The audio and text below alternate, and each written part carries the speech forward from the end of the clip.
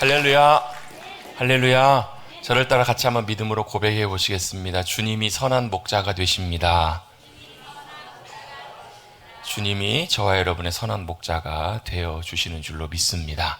이게 무슨 의미일까요? 여러분, 갓난 아이에게 있어서 갓난 아이에게 있어서 자기의 세상은 엄마 아빠 품입니다.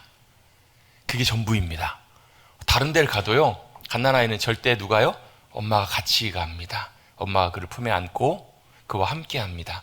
갓난아이에게 엄마 아빠가 없는 세상은 상상할 수가 없습니다. 살 수가 없고 생존할 수가 없고요. 너무너무 어렵습니다.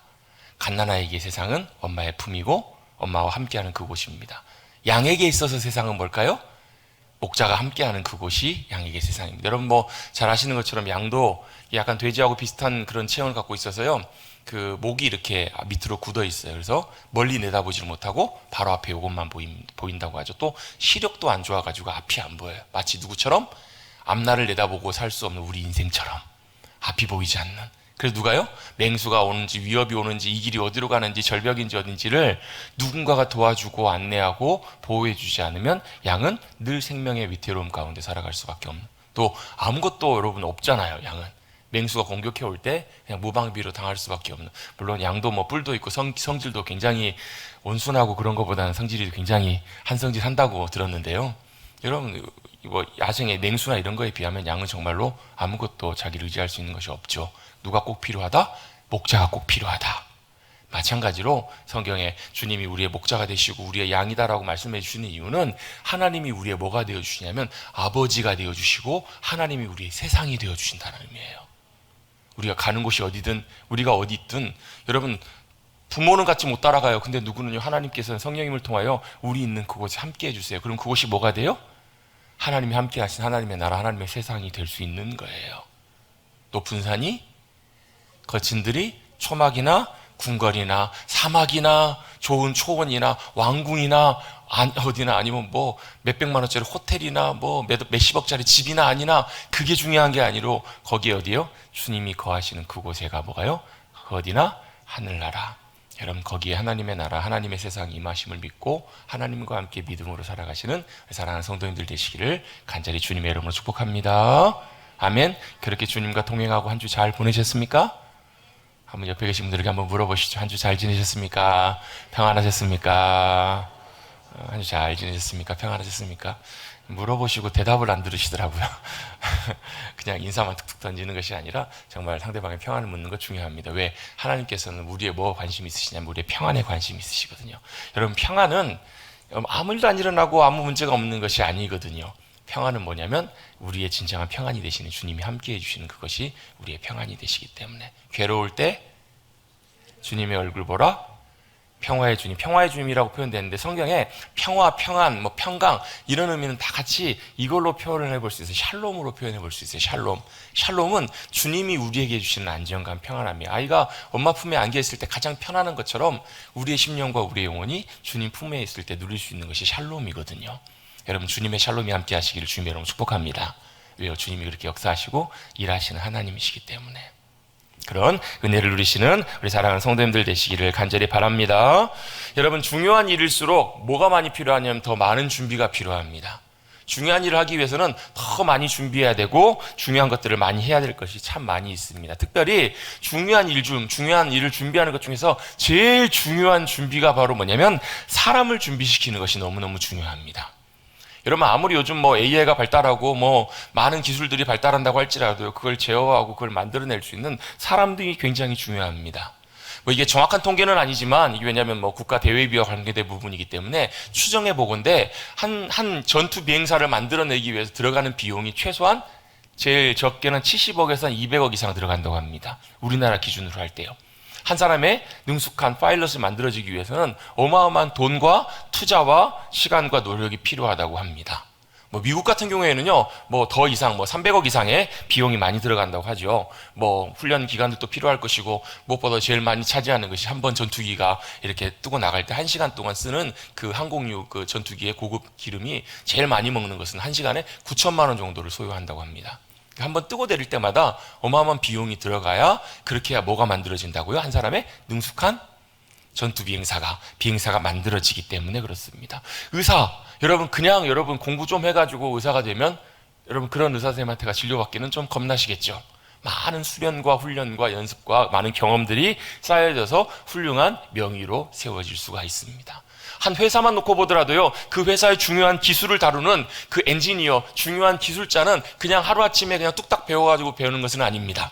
그 회사에서 많은 시간과 투자, 많은 노력을 가지고 기술로 잘 그 사람이 준비되어야 해요. 그래서 여러분 그 사람이 갑작스럽게 퇴사하거나 빠져버리면 그 회사에 심각한 타격이 있잖아요. 왜요? 사람의 갖고 있는 그 기술과 사람이 해야 될 그 역할이 굉장히 중요하기 때문에 그렇습니다. 여러분 사람이 준비되는 것 하루아침에 뚝딱 만들어진다면 얼마나 좋겠습니까만은 그렇지 않기 때문에 많은 시간과 노력과 수고와 투자와 많은 훈련들이 필요합니다. 그래야 그 사람이 그 역할을 잘 감당할 수 있는 사람으로 준비됩니다. 마찬가지로 하나님께도 굉장히 중요한 일이 있습니다. 바로 그게 뭐냐면 하나님의 역사와 일들을 나타내시기 위해서 하나님의 사람들을 준비해 가시는 그 과정과 일이 너무너무 중요한 일입니다. 하나님은요 모든 걸 다 하실 수 있는 분이신데요, 하나님께서 굉장히 좀 표현이 좀 그렇지만 쉽지 않고 어려워하시는 것 중에 하나가 바로 뭐냐면 사람을 준비시키시는 일이에요. 왜요? 하나님은 사람을 함부로 대하시는 것이 아니라 로봇처럼 야 다리 꺾어, 야 눈 떠, 일어나, 달려 이렇게 하시는 분이 아니라 인격적으로 대하시는 분이시기 때문에 그래요. 귀신은 좀 달라요. 귀신의 속성은 귀신은 어떻게든 사람을 얽어매서 마음대로 마치 이렇게 여러분 강아지들 말 안 들으면 어때요? 목줄 묶어놓고 안 들으면 어떻게 하죠? 확 잡아당겨 버리잖아요. 귀신은 그렇다는 거예요. 근데 하나님은 그렇게 하지 않으세요. 하나님은 우리를 인격적으로 대하시고 인격적인 관계 가운데 우리가 함께 주님과 동행하는 삶을 살아가기를 원하세요. 왜? 그것이 사랑이니까요. 사랑은 여러분 내가 강제적으로 너 나 사랑해 한다고 그게 사랑일까요? 협박하고 윽박지르고 아니면 뭐 돈으로 회유를 하고 그런다고 여러분 그게 진짜 사랑이니까. 사랑은 뭐예요? 우러나오는 사랑, 우러나오는 자발적인 감정과 의지와 마음에서 나오는 것이 사랑이기 때문에 하나님 사랑하셔서 우리를 사랑으로 그렇게 대하시기 때문에 여러분 하나님께서는 우리 사람을 함부로 그렇게 대하지 않으세요. 그래서 쉽지가 않으세요. 뭐가요? 하나님이 사람을 준비시키시고 하나님께서 귀하게 기뻐하시는 모습으로 사용하시는 주님의 통로와 그릇과 도구로 우리를 준비시켜 가시는 과정이 하나님께도 중요하고 쉽지 않은 거예요. 또한 뿐만 아니라 저와 여러분에게도 그 과정은 너무 유익하고 중요해요. 왜? 우리는 그렇거든요. 우리가 원하는 것, 우리 마음대로 내가 하고 싶은 거 하고 살면 행복할 것 같은데 그렇게 살고 나면요 우리의 인생을 돌아보고 마지막 우리의 인생이 끝날 때 되돌아놓고 보면 그게 좋은 것 같은데 그게 여러분 한낮 한여름밤의 꿈처럼 사라져버려요. 왜? 우리의 인생이 끝난 다음에 영원한 삶이 우리를 기다리고 있기 때문에 그래요.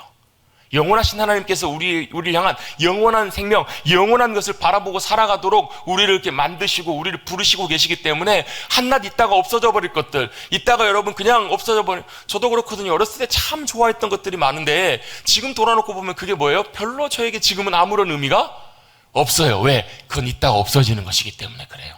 그런데 여러분 영원하신 하나님, 영원하신 것들은 사라지지가 않아요. 영원한 주님의 영광과 영원한 주님이 우리에게 주시는 귀한 것들은 영원토록 없어지지 않고 우리에게 영광이 되고 기쁨이 되는 줄로 믿습니다.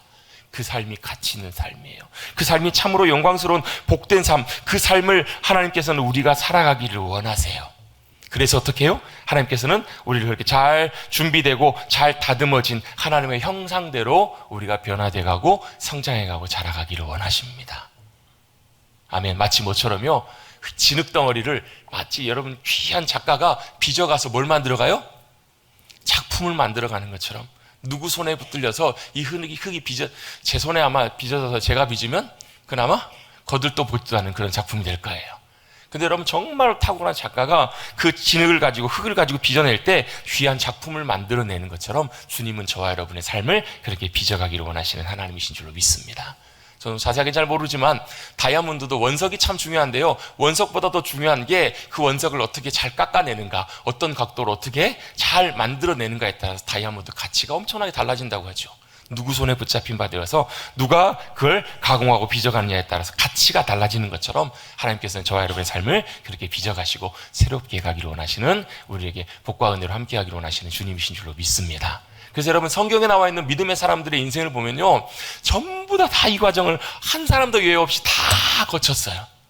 우리는 그렇거든요. 하나님이 딱 부르신 다음에 부르시고 사용하셔가지고 하나님께서 귀한 일에 쓰시면 참 좋을 것 같은데 한 사람도 예외 없이 제가 알기로는요 바울, 모세, 요셉, 다윗, 아브라함, 성경에 등장하는 모든 사람들은 다 이 과정을 거쳤어요. 짧지가 않아요. 아브라함 몇 년이요? 하나님께서 부르시고 약속하신 다음에 아들 이삭 주실 때까지 25년 걸렸어요. 25년 정도야 껌이시죠? 25년 걸렸어요. 어때요? 이삭을 주실 때가 25년. 요셉 30세 총리로 주님께서 놀라운 구원의 역사하심 그림의 큰 일을 이루실 때까지 10여 년, 10대 때부터 그는 참 쉽지 않는 정말 절망과 고통의 시간을 지내야만 했어요. 물론 그 순간마다 누가 함께 하셨어요? 구덩이에 던져졌을 때도, 그가 종으로 팔려갔을 때도, 그가 억울하게 누명을 쓰고 감옥에 갇혀있을 그때에도 하나님이 함께 하시는 것을 사람들이 다 보았다고요. 여러분 사랑하는 성도님들, 우리가 어디 있든지 간에 세상의 삶의 자리 가운데 우리와 함께 하신 하나님을 모르는 사람들도 볼 수 있게 되기를 주님의 이름으로 축복합니다. 아멘. 그런 간증들이 참 많거든요.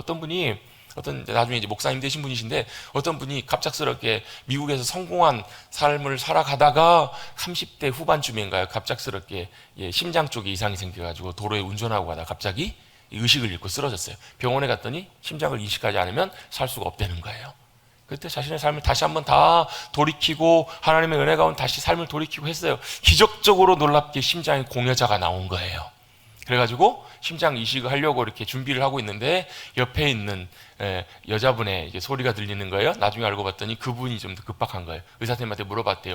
저는 만약에 심장을 지금 이식하지 않으면 얼마나 살 수 있을까요? 아니요, 지금 당장 해야 합니다. 일주일 살 수 있을지 한 달 살 수 있을지 장담할 수가 없습니다. 저분은 어떤가요? 그랬더니 저분은 오늘 내일 합니다. 그러는 거예요. 이분이 어떻게 하셨을까요? 기꺼이?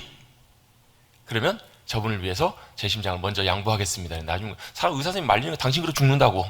당신 죽는다고. 근데 주님께서 그 병원에 수병하신 기간 가운데 뭘 알게 하셨냐면 하나님의 사랑과 은혜가 얼마나 큰지를 알게 하셨어요. 그 사랑으로 이웃을 사랑하기를 원하는 그런 마음을 주셔가지고 괜찮습니다. 저분을 위해서 먼저 제가 양보합니다. 저분이 먼저 심장을 이식받게 해주십시오. 그분이 수술하시고 회복이 되셨어요.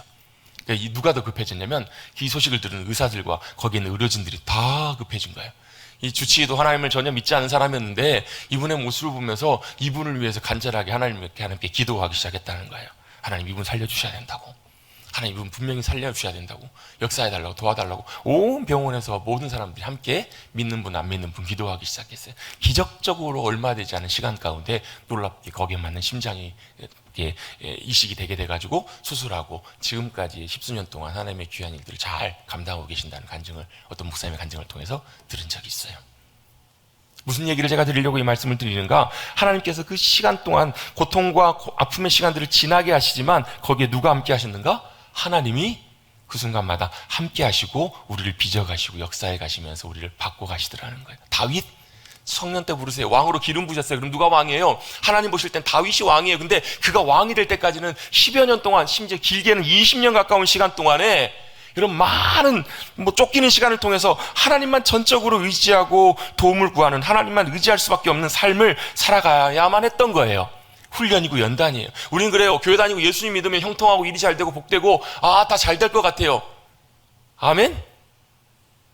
아무도 아멘 안 하시네요. 아무도 안 믿으시나 봐요. 아무도 안 믿으시나 봐요. 예수님 믿고 다 형통하고 잘 될 것 같아요. 근데 실제로는 그렇지 않아요. 어떤 목사님 그런 얘기를 하시더라고요. 어떤 성도가 일이 형통하고 잘 되면 오히려 불안하다고. 왜 그런가 여쭤봤더니 일이 형통하고 잘 되면 오히려 믿음으로 주님과 더 멀어지는 경우들이 더 많아서, 오히려 어떤 성도가 고난 가운데 있고 어려움을 당하면 오히려 하나님께서 저 사람을 사랑하셔서 저 사람을 빚어가시고 놀랍게 주님께서 만져가시는구나, 그런 생각을 하신다라는 거예요. 물론 쉽진 않죠. 쉽진 않아요. 모세요? 몇 년 준비시키셨어요? 80년 준비시키셨어요.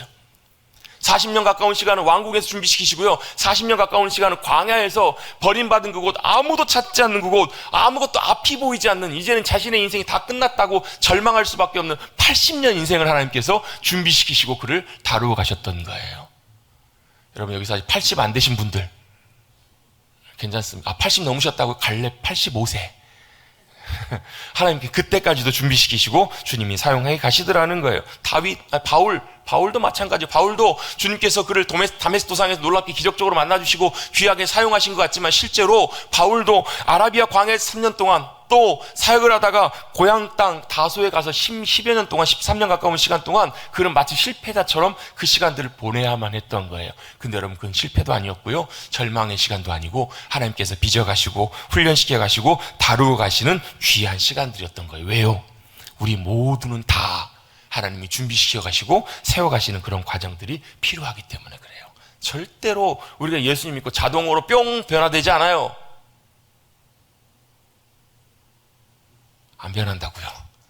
자동으로 그렇게 우리가 달라지고 변화지지 않습니다. 하나님께서는 우리를 변화시켜 가시고 준비시켜 가시는 그런 과정들을 우리를 통과하게 하세요. 뭘 준비시켜 가실까? 여러 가지 많은 것들 준비시켜 가지만 크게 두 가지로 보면, 하나는 영적인 준비를 시키세요.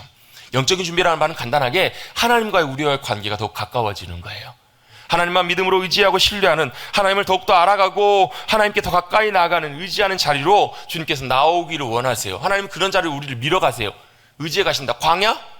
아무것도 기댈 것이 없어요. 하나님의 도우심만 기대해야 하는 자리예요. 그런 경우 있거든요. 우리는 하나님 믿음에서도 나도 모르게 돈을 의지하는 경우에, 돈도 필요해요. 근데 여러분, 돈을 사용하는 것과 돈을 믿는 것과는 좀 달라요. 언제 아는가? 돈이 없어져 보면 알아요. 돈이 싹 없어져 보면요, 내가 절망하고 낙심해요. 그럼 뭘 의지하고 있는 거냐면 내가 돈을 의지하고 있었던 거예요. 우리는 뭘 의지해요? 우리의 공급자가 되시는 주님을 의지해요. 여러분, 주기도문 할 때마다 꼭 빠지지 않는 중간에 기도가 있습니다. 뭘 기도해요? 네? 뭘 위해서 기도하죠? 중간에 보면 꼭 그게 나와요.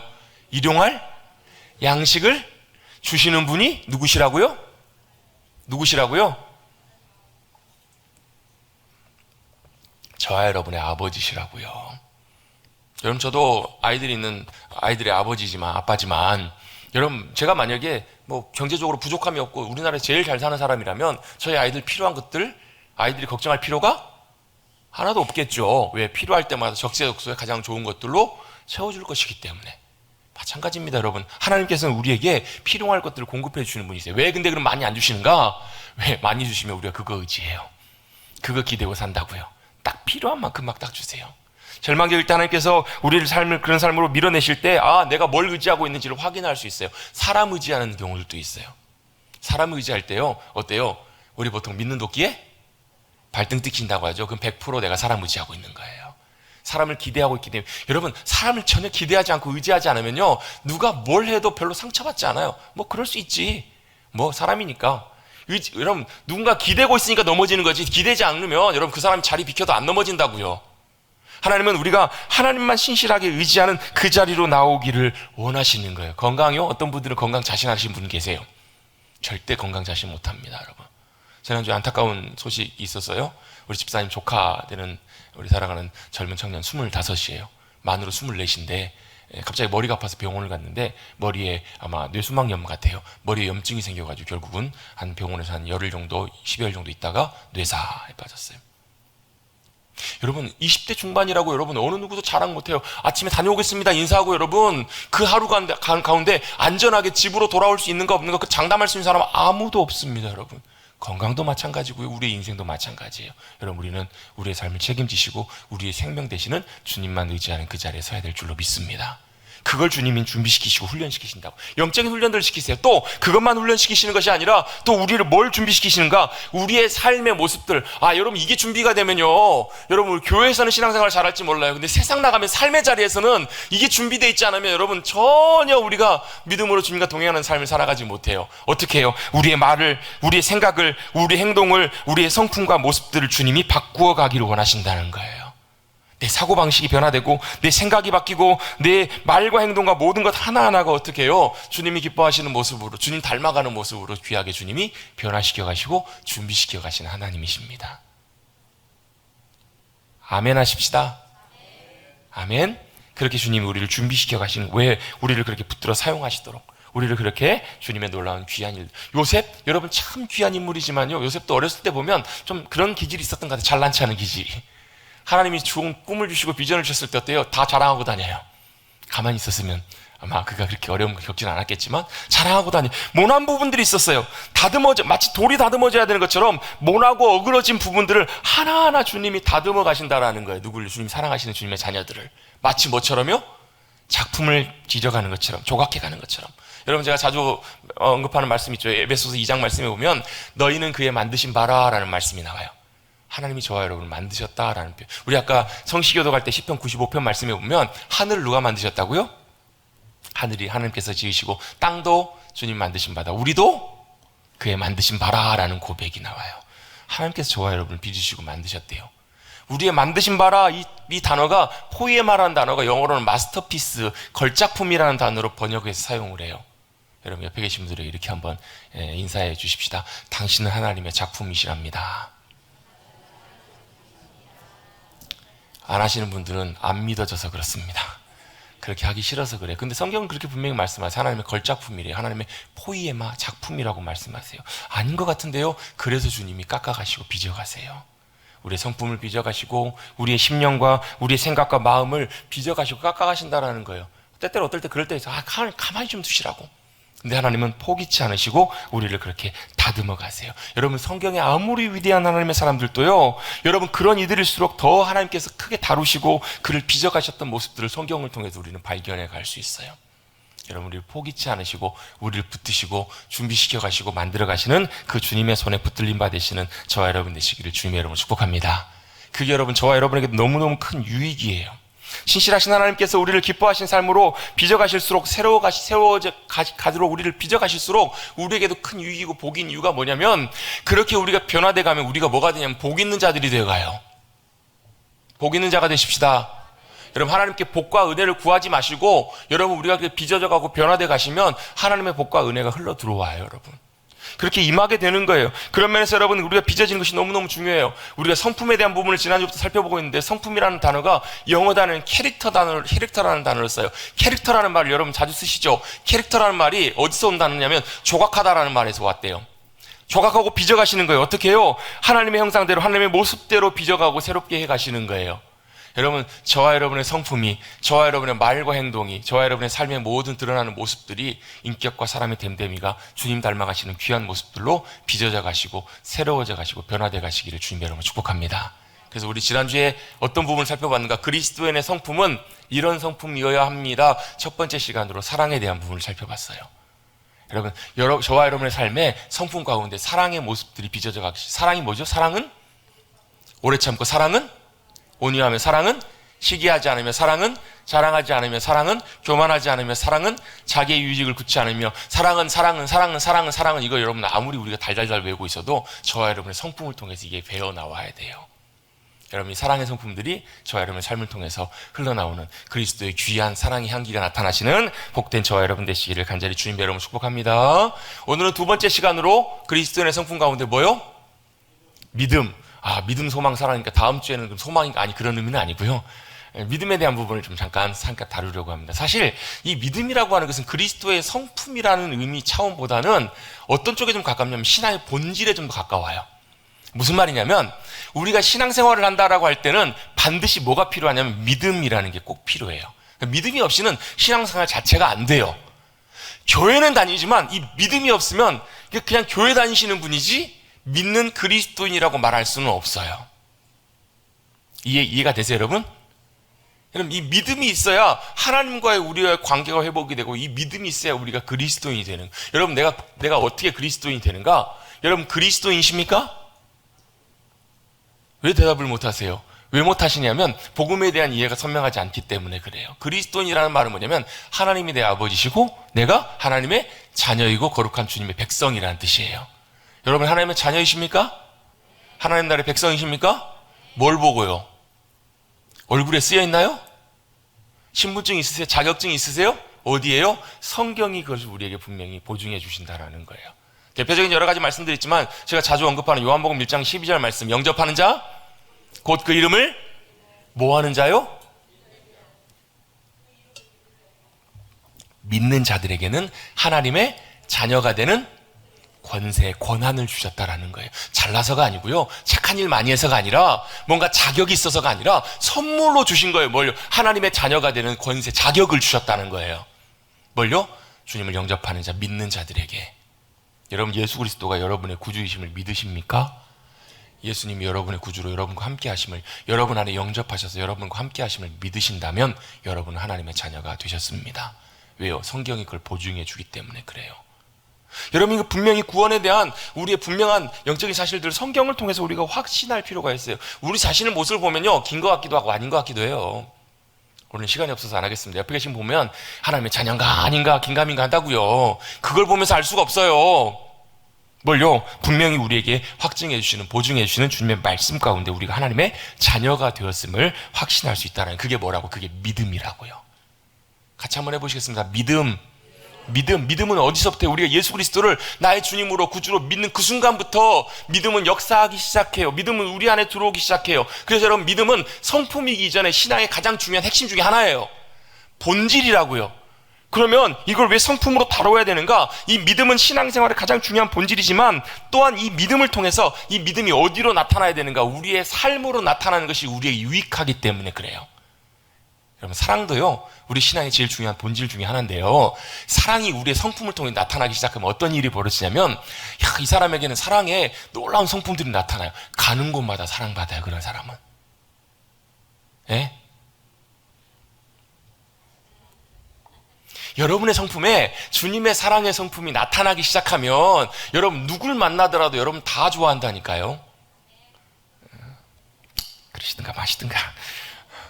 여러분의 성품이 여러분의 삶에 놀랍게 자리 잡기 시작하면 사랑의 귀한 열매들이 맺혀지거든요. 믿음도 마찬가지예요. 믿음은 신앙의 제일 중요한 핵심이지만 믿음이 저와 여러분의 삶의 성품으로 나타나기 시작하면 우리의 말과 행동이 변하기 시작하고요, 우리의 삶의 태도와 모습들이 달라지기 시작해요. 더욱더 우리에게 유익하고 복된 풍성한 귀한 삶을 누릴 수 있게 돼요. 믿음으로 승리하는 것은 말할 것도 없고요. 여러분, 믿음이 없이는 신앙생활이 될 수 없지만 믿음이 있을 때 이 믿음으로 단순히 우리가 그리스도인이 되는 것으로 그치는 것이 아니라 살아계신 하나님 그분과 함께 믿음으로 동행하고 의지하고 함께 살아가는 삶이 가능해져요. 어디서요? 교회에서뿐만 아니라 여러분의 삶의 자리에서요. 아멘? 그것이 바로 우리의 믿음이 우리의 삶으로 나타나는 귀한 삶의 성품이고 모습들입니다. 믿음으로 생각하기 시작하고 믿음의 생각과 가치관이 우리의 믿음의 시선을 바꾸고 믿음의 말과 행동과 태도들을 우리의 삶의 성품들을 바꿔가기 때문에 그래요. 여러분, 민수기에 보면 그런 표현이 나와요. 이스라엘 백성들이 가데스바네아에 정탐꾼을 보내요. 정탐꾼이 다 보고 왔는데 땅은 너무 좋은데 문제가 하나 있어요. 우리가 싸워서 도저히 못 이길 것 같은 거예요. 그때부터 백성들이 원망하고 불평하기 시작해요. 울면서 하나님 앞에 원망하면서 우리 죽이려고 이곳에 데려왔냐고 원망하고 불평하기 시작할 때 하나님께서 하셨던 말씀이 있어요. 내 귀에 들린 대로 너에게 그대로 행하리라. 여러분, 하나님께서 저와 여러분의 말과 생각과 모든 것을 다 보고 듣고 계신다고요. 그래서 여러분, 만약에 우리가 여기서 여러분 거기서 여호수아와 갈렙이 믿음으로 하나님이 우리와 함께 하시기 때문에 우리는 그들은 우리의 밥이다, 우리가 이길 수 있는 것이 아니라 하나님이 앞서가시기 때문에 우리는 그 땅을 차지할 수 있을 것이다, 뭘 믿음의 눈으로 보잖아요. 믿음으로 말하기 시작하잖아요. 그들만 들어가요. 여러분, 우리의 믿음이 우리의 삶과 성품 가운데 나타나기 시작할 때 이런 역사와 이런 일들이 일어나게 된다는 거예요. 여러분, 믿음이 여러분의 삶과 성품을 통해서 여러분의 삶의 모습들을 통해서 나타날 수 있게 되기를 주님의 이름으로 축복합니다. 그럼 믿음이 뭐냐는 거예요. 여러분, 믿음이 뭐냐에 대해서 여러분 나누기 시작하면 여러분 한 1년 나눠도 아마 부족할지도 모르겠어요. 믿음은 이것입니다. 제가 몇 년 전에도 한번 믿음에 대해서 좀 한번 쭉 나눈 적이 있거든요. 믿음은 이런 것입니다. 근데 여러분, 아무리 나눠도 중요한 게 뭐냐면 실제 우리 삶이 돼야 돼요. 믿음의 삶이 돼야 되는데 오늘 여러분 다 나눌지 않고 한두 가지 정도만 잠깐 좀 나누려고 합니다. 믿음이 뭔가 저를 딱 같이 한번 고백해 보겠습니다. 믿음은 보는 것입니다. 믿음이 뭐라고요? 보는 것이라고요. 믿음은 원래 의지하는 건데, 믿는 건데, 이 보는 것과 굉장히 깊이 연관이 되어 있어요. 뭘 보는 것인가? 모든 상황 속에서, 우리의 상황과 환경 속에서 하나님을 보는 것, 그게 믿음이라는 거예요. 그 상황과 현실 속에서도 하나님을 볼 수 있는 것, 함께 하신 하나님을 보는 것, 그게 믿음의 굉장히 중요한 요소가 됩니다. 쉽게 말해서 이런 거예요. 우리 상황이 좋으면 막 좋아지고 환경이 바뀌면 우리 하나님 잘 믿는 것 같아요. 하나님 잘 믿어서 도와주시는 것 같고, 또 어때요? 하나님 이거 해주시면 하나님 살아계시고 나를 사랑하시는 것 같고 나를 도와주시는 것 같고, 그렇죠? 그럴 때 어때요?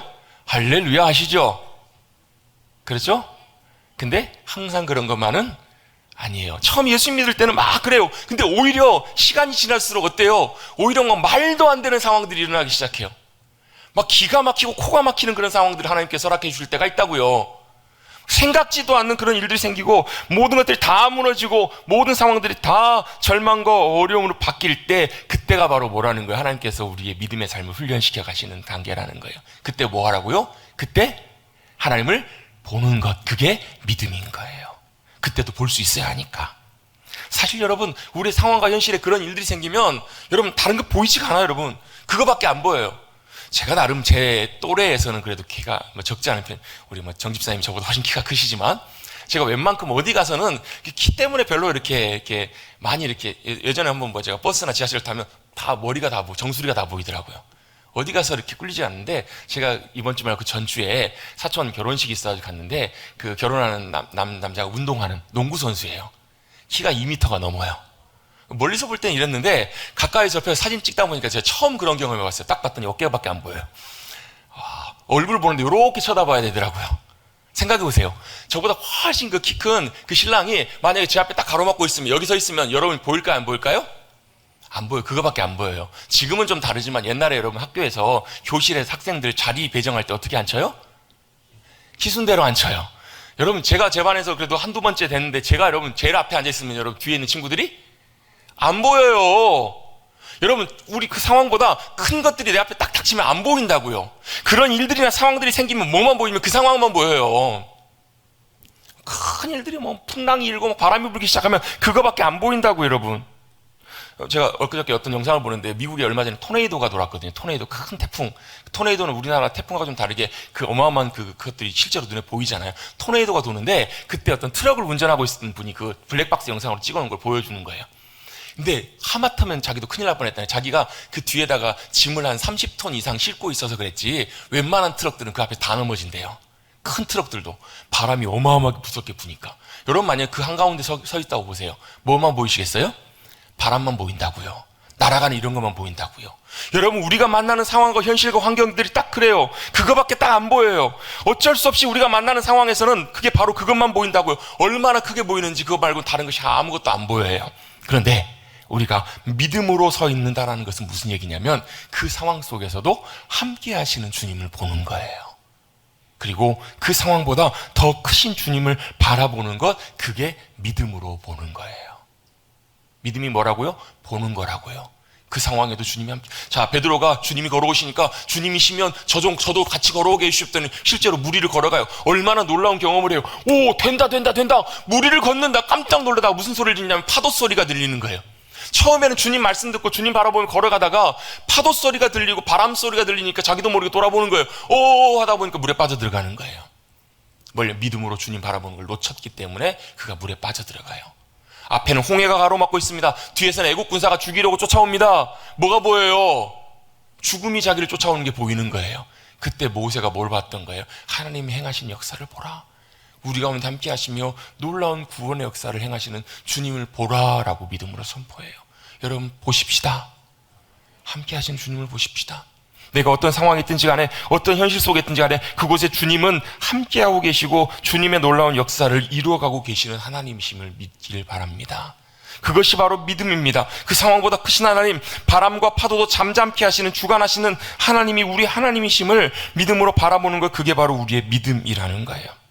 그 상황에서 하나님을 볼 수 있는 것이, 그것이 바로 믿음입니다. 오늘 본문에도 보면 아람이라는 나라, 지금으로 말하면 시리아예요. 아람의 왕이 북이스라엘을 쳐들어가려고 하는데, 쳐들어갈 때마다 북이스라엘 왕이 다 길목을 지키고 있는 거예요. 준비하고 있는 거예요. 갈 때마다 치니까 왕이 생각하기를 무슨 생각을 했냐면, 우리 가까운 신하들 중에 첩자가 있나 보다, 스파이가 있어서 여기 가려고 하면 다 이걸 이스라엘 왕에게 알려가지고 그걸 다 지키고 있나 보다, 이렇게 처음에는 왕이 의심을 해요. 그때 신하가 뭐라고 하냐면, 왕이시여 그게 아닙니다. 그게 아니라 이스라엘에 누가 있냐면 선지자가 있는데 엘리사라는 선지자가 있습니다. 그가 하나님의 말씀을 받아서 우리가 어디로 가는지 갈 때마다 그걸 다 미리 알려준다는 거예요. 왕이 어떻게 했을까요? 그러면 이렇게 하면 되겠다. 그 엘리사를 잡아와라. 이러는 거예요. 군대를 보냅니다. 그래서 엘리사가 있었던 도단성을 군대가 다 둘러싸요. 아침에 자고 일어났더니 그 엘리사를 섬기는 사환, 종이 깜짝 놀래요. 왜 놀래요? 주변에 적들이 다 둘러싸고 있는 거예요. 여러분 생각해보세요. 자고 일어났는데 여러분 집 주변에 다 적들이 무기 들고 여러분 잡으러 왔다고 생각해보세요. 얼마나 섬찟할 일이에요. 얼마나 깜짝 놀랐으면 이렇게 얘기를 합니다. 내 주여, 우리가 어찌하니까. 무슨 말이에요? 주여 죽었습니다라는 거예요. 죽겠네. 여러분 죽겠네 많이 하시죠? 왜 죽겠어요? 우리를 둘러싼 대적들이 우리를 둘러싸고 있으니까 죽게 생긴 거예요. 여러분 사실 우리가 이 입장이 안 돼서 그렇지, 여러분 이 사람 입장이 됐으면 여러분 얼마나 깜짝 놀랐겠냐고요. 아침에 일어나 보니까 다 둘러싸고 있는 거예요. 뭐 하려고? 엘리사 잡으러 온 거예요. 자기도 죽은 목숨이겠죠. 깜짝 놀랍니다. 그때 엘리사는 이렇게 얘기합니다. 16절입니다. 16절 한번 같이 한번 읽어보겠습니다. 16절 읽습니다. 시작. 대답하되 두려워하지 말라.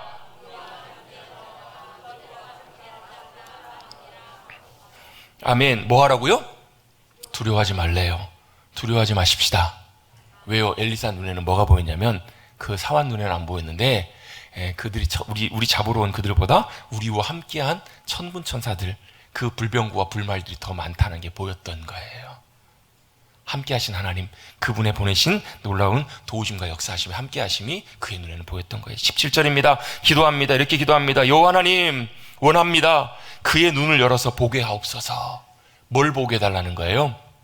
함께 하신 하나님, 하나님의 군대가 그들을 지키고 함께하고 계신 것을 보게 해달라고 기도하고 있는 거예요. 여러분, 눈을 열어 보십시다. 눈을 들어 보일 수 있는 귀한 은혜가 함께 하시길 주님 여러분 축복합니다.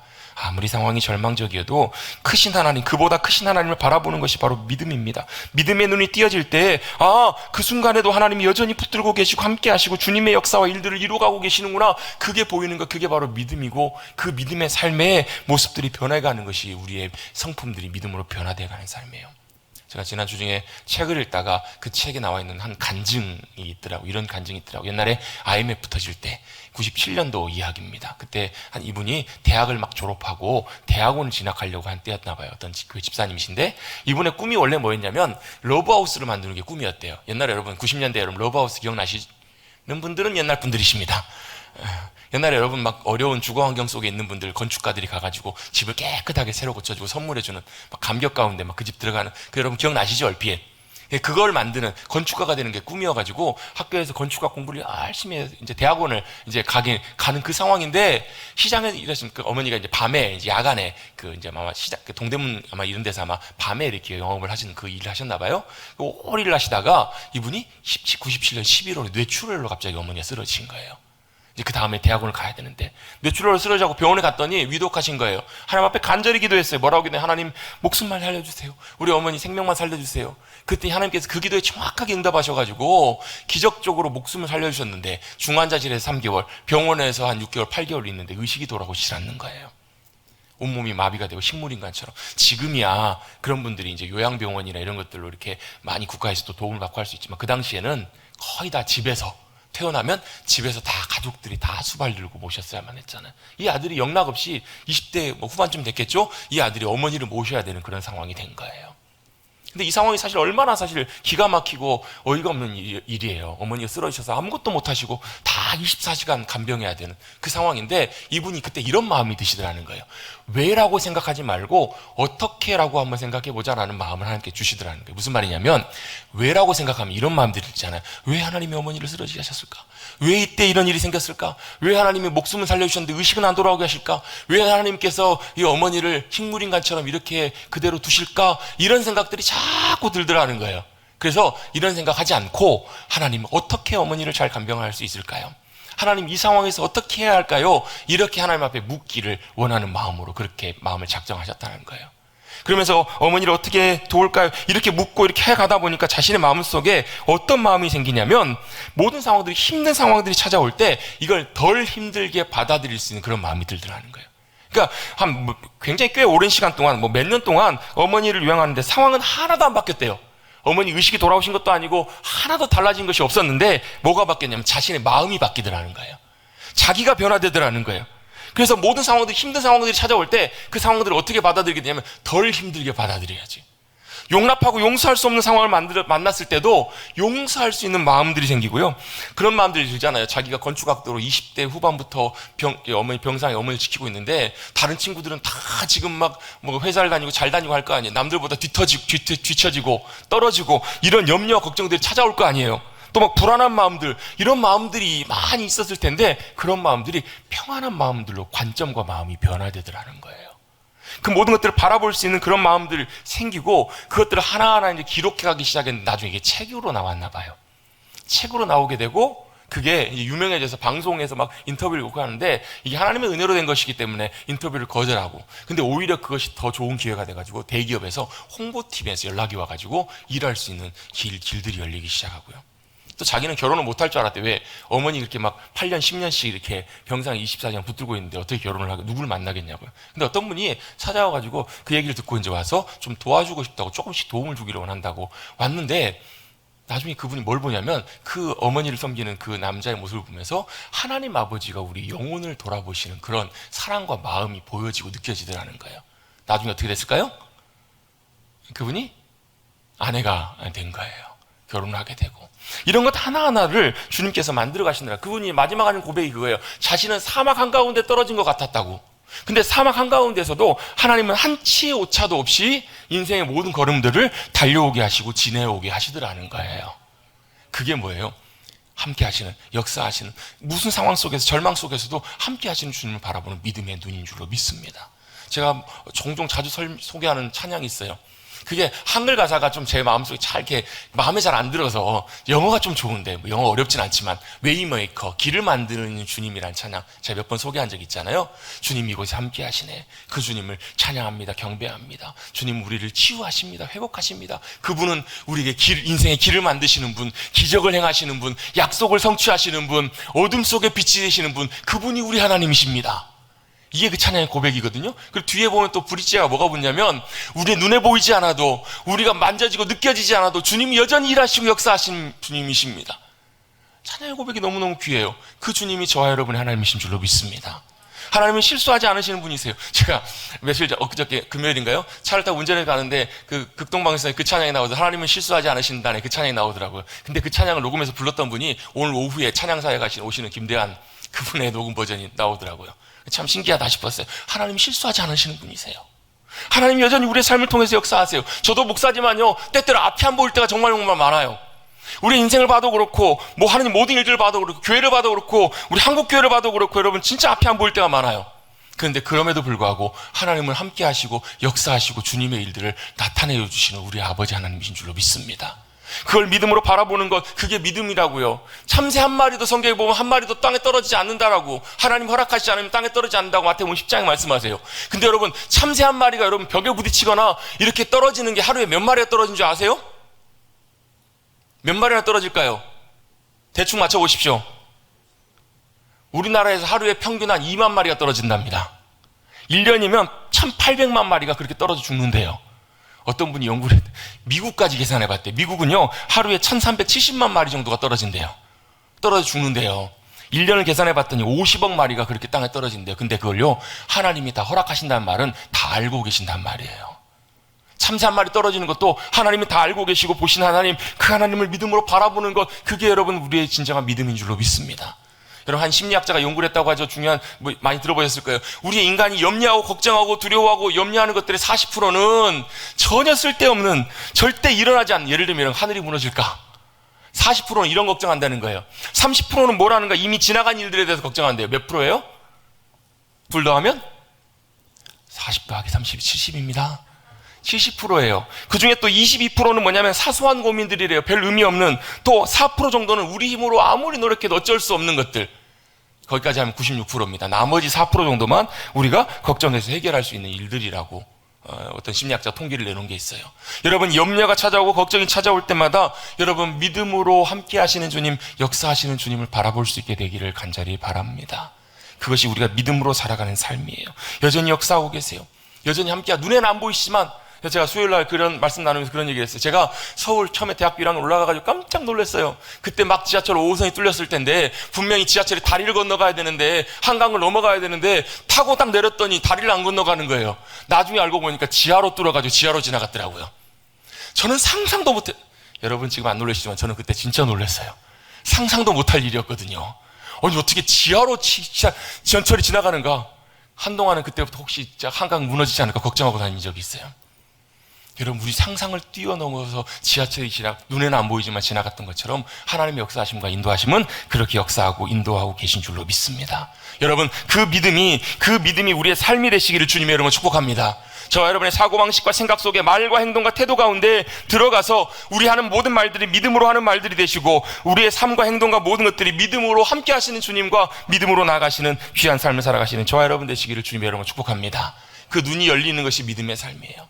게하시의 사완의 눈이 열렸던 것처럼, 또 풍랑이를 걸어갔던 베드로의 눈이 주님을 향하였던 것처럼, 다메섹 도상에서 주님을 만났던 사도 바울의 눈의 비늘 같은 것이 벗겨지면서 참 하나님 그분을 주님을 바라볼 수 있었던 것처럼, 그렇게 믿음으로 바라보실 수 있는 저와 여러분 되시기를 간절히 주님의 이름으로 축복합니다.